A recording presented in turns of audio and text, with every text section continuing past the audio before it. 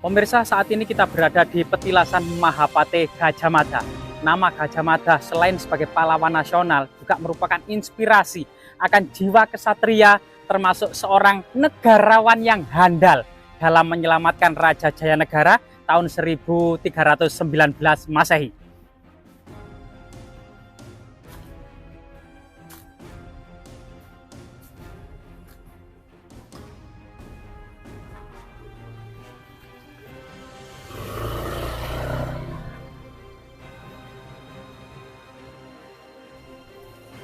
Selain kemudian petilasan Mahapate Gajah Mada, diduga lokasi ini memang dekat dengan situs Lebak Jabung ya, ada semacam umpak-umpak yang sangat banyak, struktur batu bata termasuk ditemukan yoni raksasa. Sebagai pertanda, di lokasi ini merupakan pojok istana dari ibu kota kerajaan Majapahit atau pojok tenggara. Artinya memang lokasi ini di lereng Gunung Anjas-Moro, lokasi pertemuan ya antara semacam lembah sungai dengan gunung, lokasi yang secara magis dan sakral. Diduga lokasi ini memang merupakan lokasi dari petilasan Mahapate Gajah Mada.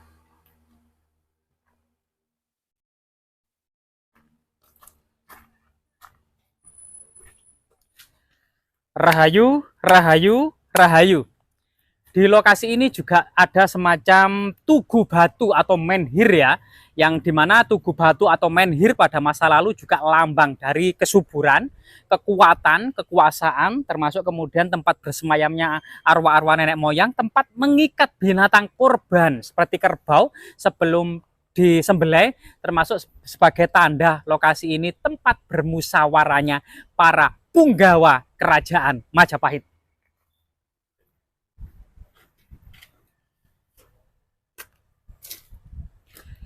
Selain kemudian keberadaan batu menhir atau lambang palus ya atau penis yang berdiri tegak sebagai lambang kekuatan, kekuasaan dan sifat-sifat peringatan ya dari magis dan sakral sebuah tempat tertentu, juga ada beberapa arcah Mahapate Gajah Mada.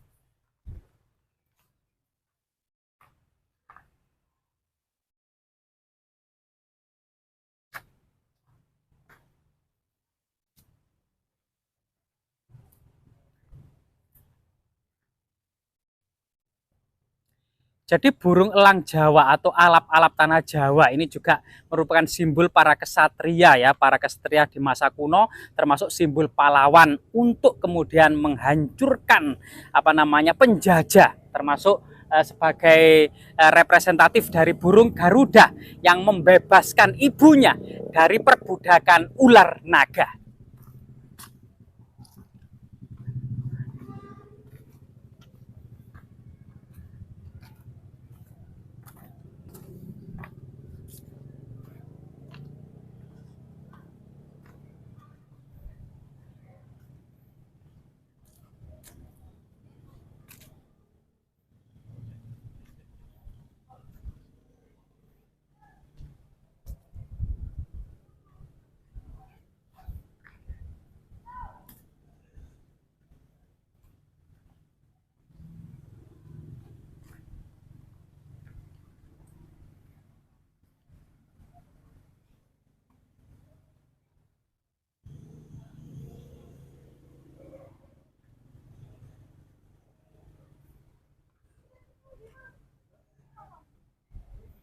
Selain kemudian arca Gajah Mada yang menandai sebuah petilasan Gajah Mada, juga ada beberapa arca Dia Wijaya atau Raden Wijaya pendiri kerajaan Majapahit ya.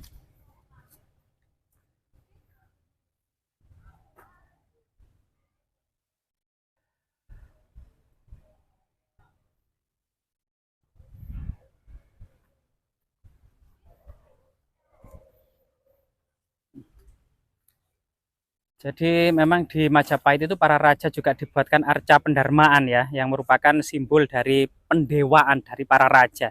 Jadi para Dia Wijaya disimbolkan hari-hara, yang merupakan kesatuan dari Dewa Wisnu dan Dewa Siwa dalam satu arca.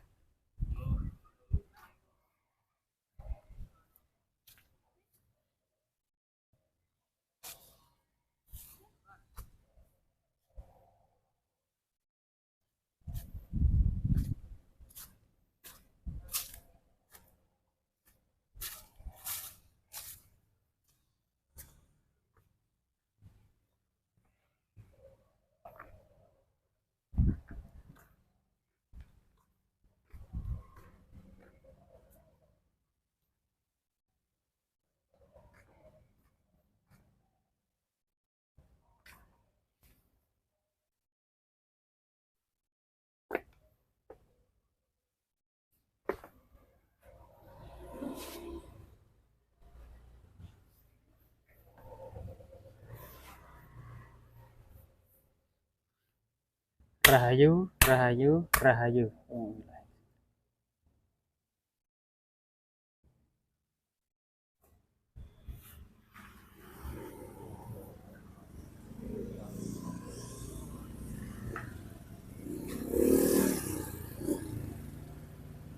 Jadi di lokasi inilah diduga merupakan petilasan dari Mahapati Gajah Mada ya. Jika kita lihat sejarah Mahapati Gajah Mada, memang seorang negarawan yang handal dan hebat. Ini mulai muncul jejak dan prestasinya sejak menyelamatkan Prabu Jayanegara dari pemberontakan Rakuti tahun 1319 Masehi.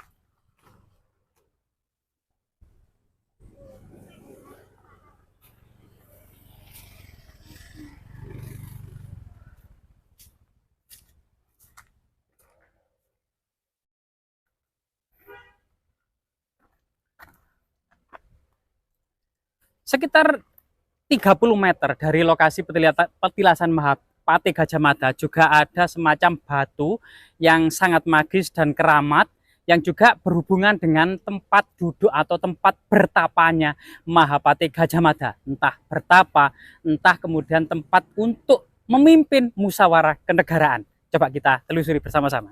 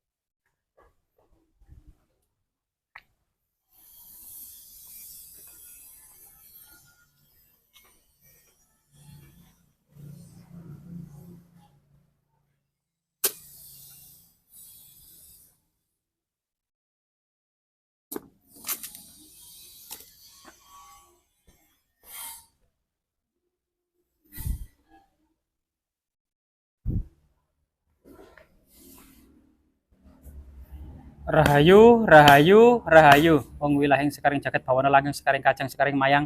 Mbah putunipun sowan, Mbah.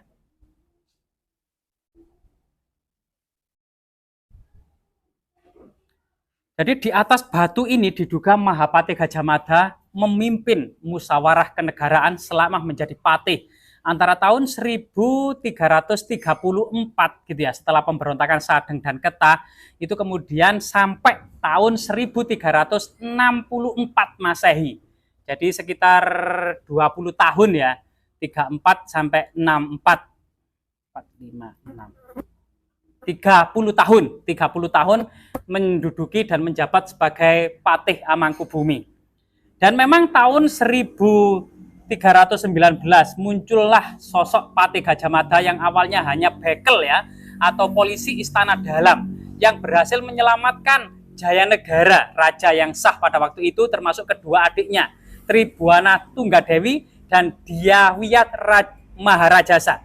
Ini juga kemudian diungsikan ke desa Bedander yang saat ini kemungkinan Jombang atau juga Bedandar Bojonegoro, masih simpang siur di antara para ahli. Namun kemudian kecerdikannya Mahapati Gajah Mada ini kemudian berhasil menyelidiki ibu kota kerajaan Majapahit. Ketika ditinggalkan oleh Jayanegara, ternyata masih banyak punggawa kerajaan Majapahit yang setia pada raja dan tidak mau tunduk kepada Rakuti, padahal istana dan negara sudah dikuasai oleh Rakuti. Sehingga kemudian Gajah Mada menghimpun para punggawa yang masih setia dengan Raja Jayanegara untuk melakukan kemudian pengusiran ya kepada Rakuti, sehingga kemudian Rakuti berhasil kemudian ditumpas, sehingga kemudian Jayanegara dan kedua adiknya berhasil kemudian dikembalikan lagi di istana kerajaan Majapahit.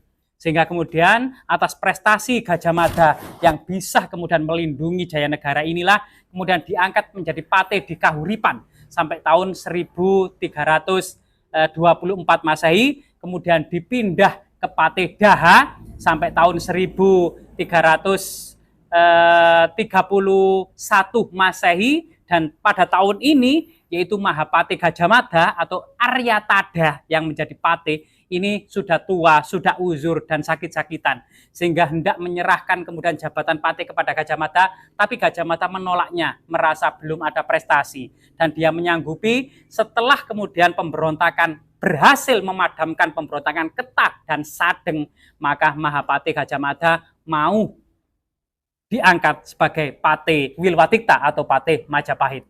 Salah satu prestasi Gajah Mada selain menundukkan Nusantara bersama Empu Nala ya, menyatukan seluruh Nusantara bersama Empu Aditya Warman dan Empu Nala, juga kemudian dikenal dengan Sumpah Palapanya. Jadi Sumpah Palapa Gajah Mada yang dikumandangkan tahun 1331 ya, waktu itu setelah kemudian hendak mau diserai tugas oleh Aryatada, ternyata Gajah Mada mengucapkan dan mengumandangkan sumpah.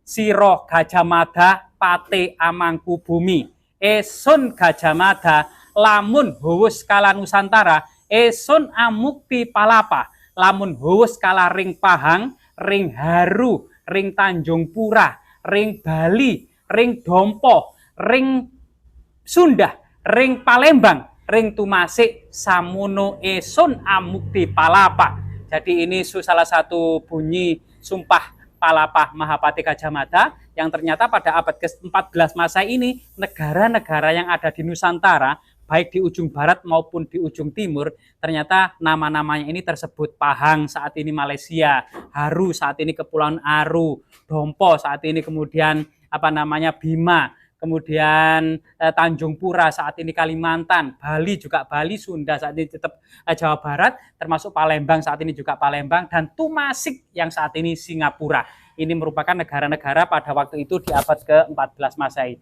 Semoga kemudian petilasan merupakan batu besar ini gitu ya, menjadi semacam edukasi, inspirasi, motivasi, dan sayang sangat terlantar dan sangat kotor.